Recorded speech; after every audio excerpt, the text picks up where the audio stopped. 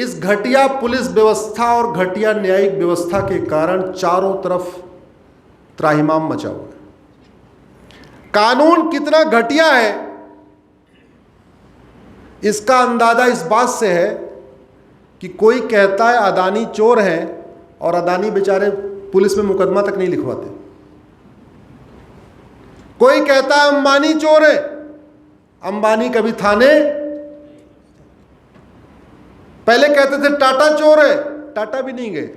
बोले बिरला चोर है, बिरला भी नहीं गए। और अभी हद तो हो गई, कुछ दिन पहले दिल्ली के मुख्यमंत्री ने बोला कि अदानी का जो 20,000 करोड़, पता नहीं कितना करोड़, ये तो पीएम का है, सुना होगा आप लोगों ने। पीएम गए मुकदमा लिखवाने, क्या गए? जानते हैं क्यों? क्योंकि भारत में झूठ बोलना पाप तो है, झूठ बोलना अपराध नहीं है।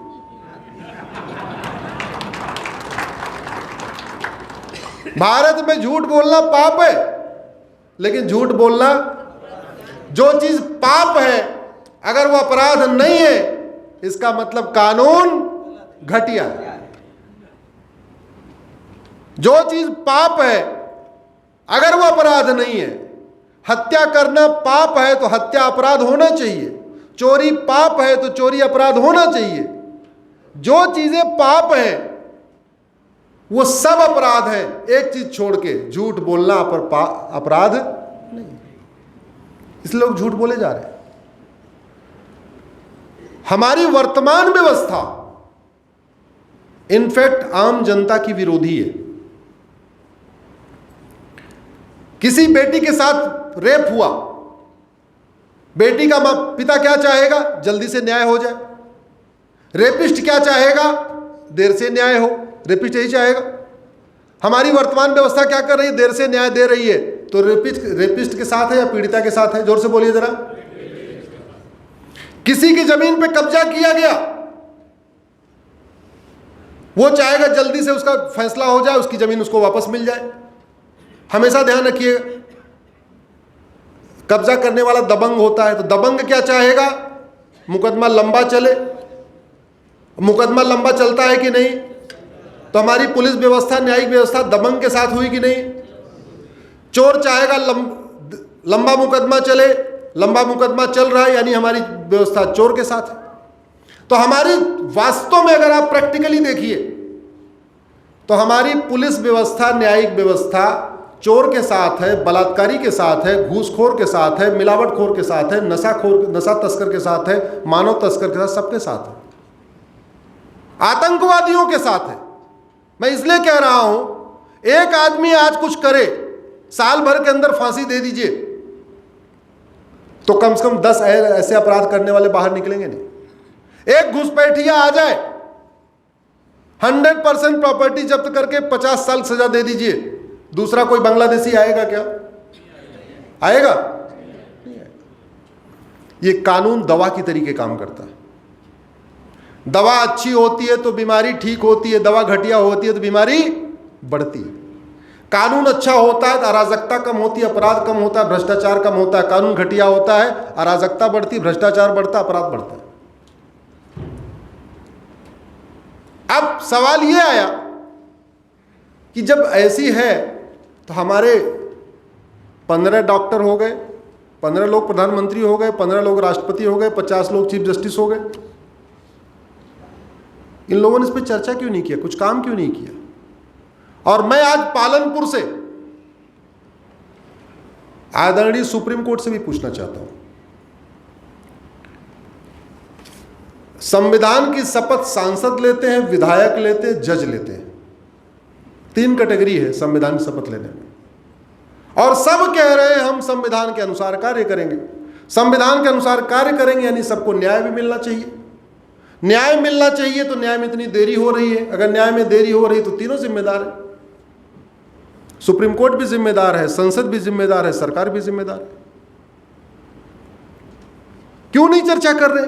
पूरी दुनिया में पुलिस चार्टर लागू है कि 1 घंटे के अंदर FIR होगा, 1 महीने के अंदर चार्जशीट फाइल हो जाएगी, जांच कंप्लीट हो जाएगी। भारत में ऐसा पुलिस चार्टर हम क्यों नहीं लागू कर रहे? दुनिया के कई डेवलप्ड कंट्रीज ने एक जुडिशियल चार्टर लागू किया है, 1 साल के अंदर फैसला हो जाएगा, ऐसा हम क्यों नहीं कर रहे? इसके कारण कितना बड़ा बिजनेस का नुकसान हो रहा है कि बहुत सारे लोग तो अपना बिजनेस यहां से समेट के विदेशों में जा रहे हैं। बहुत सारे लोग यहां बिजनेस कर भी रहे हैं तो अपना हेडक्वार्टर दुबई में बना रहे हैं। 50 साल पहले दुबई कुछ नहीं था, याद रखिएगा। सिर्फ 75 के दशक में दुबई में एक फैक्ट्री नहीं थी, कोई कारोबार नहीं था, कुछ था ही नहीं, रेगिस्तान था। आज दुनिया का सबसे बड़ा कारपोरेट हब बन गया है। क्यों? क्योंकि उसने वहां पे भ्रष्टाचार अपराध को खत्म कर दिया। आज हमारी बेटियां भारत के अंदर शाम को शॉपिंग करने से डरती हैं, दुबई में शॉपिंग करने से डरती नहीं है, सिंगापुर में शॉपिंग करने से नहीं डरती। अगर समस्या भारत में है, सिंगापुर में नहीं है, इसका मतलब समस्या लाइलाज तो नहीं है। अब समस्या भारत में है, सिंगापुर में नहीं है, तो दो ही कारण हो सकता है, या तो सिंगापुर का डॉक्टर अच्छा है या सिंगापुर की दवा अच्छी है। और बीमारी चूंकि डॉक्टर ठीक नहीं करता, बीमारी कौन ठीक करता है? तो इसका मतलब सिंगापुर की दवा अच्छी है। स्वाभाविक सी बात है। जब डॉक्टर का बीमारी से कोई संबंध ही नहीं है, अभी तक हम लोग ये सोचते हैं डॉक्टर बढ़िया, डॉक्टर बढ़िया। डॉक्टर बढ़िया नहीं होता। बढ़िया क्या होता है? दवा। हमारे डॉक्टरों ने सब कुछ किया, वर्ल्ड क्लास एयरपोर्ट बनाया, वर्ल्ड क्लास एक्सप्रेसवे बनाया, वर्ल्ड क्लास शॉपिंग मॉल, सब कुछ वर्ल्ड क्लास किया, लेकिन वर्ल्ड क्लास कानून नहीं बनाया। जानते हैं क्यों? कड़वी बात बताऊं? क्योंकि वर्ल्ड क्लास कानून बनाने से ना वोट मिलेगी ना नोट मिलेगी।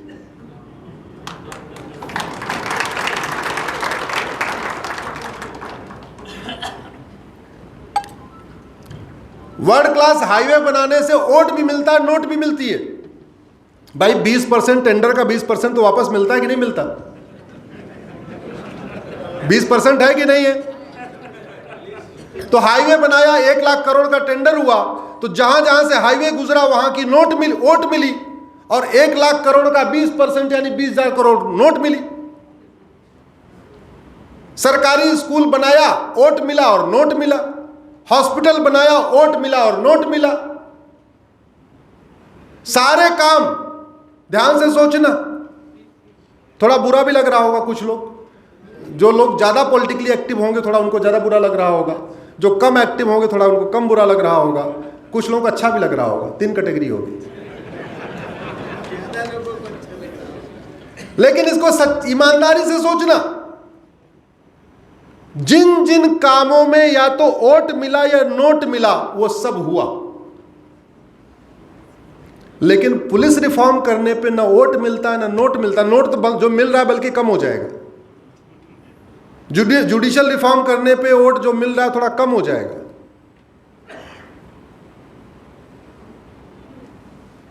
आज कर्नाटक का इलेक्शन आया, रिजल्ट आया, कांग्रेस जीत गई। जिस पार्टी के मुखिया के ऊपर काला धन, बेनामी संपत्ति, आय से अधिक संपत्ति का केस पिछले 15 साल से चल रहा है, वो चुनाव प्रचार कर रहा है। अगर हमारा जुडिशियल सिस्टम ठीक होता तो चुनाव प्रचार करता या तिहाड़ में होता? जरा जोर से बोलिए।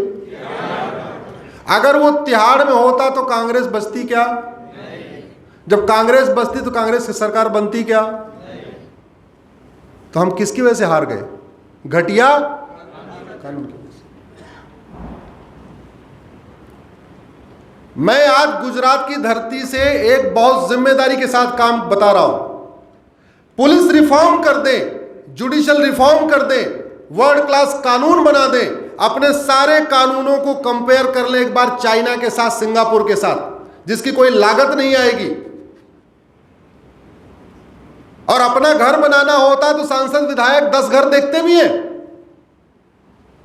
अपना घर बनाना होगा तो 5 आर्किटेक्ट से बात करेंगे, 10 लोगों का घर देखेंगे। लेकिन जब देश के लिए कानून बनाना होगा तो कभी 10 लोगों से बात नहीं करेंगे, ना 10 देशों का कानून देखेंगे।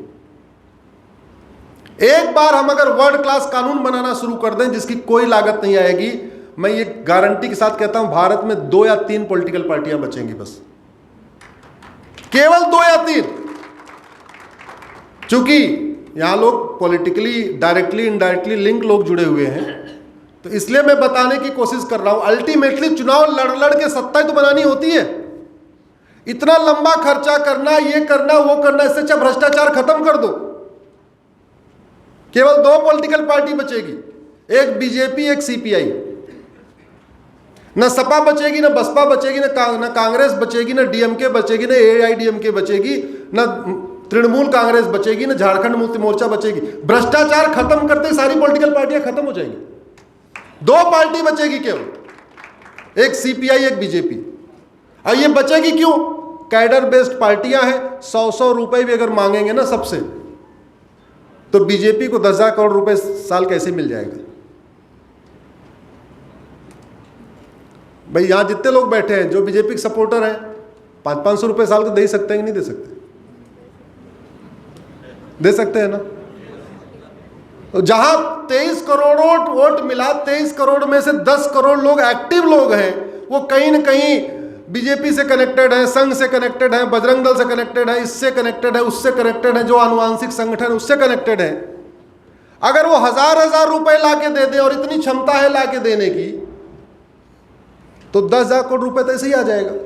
तो यानी बीजेपी को पार्टी चलाने के लिए इतने चाहिए लगभग 10,000 करोड़ रुपए। तो अगर भ्रष्टाचार अपराध खत्म कर दें, तो जो इतने हमें पॉलिटिकल पार्टियों से लड़ना पड़ रहा है, केवल एक पार्टी से लड़ना पड़े, सीपीआई से, तो सौदा अच्छा है कि बुरा?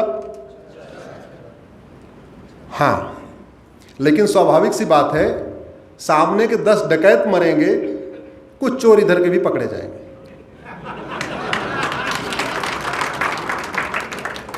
लेकिन बात फिर वही आ गई, अगर हमारे लिए धर्म सबसे ऊपर है, संस्कृति सबसे ऊपर है, तो फिर समझिए उसको,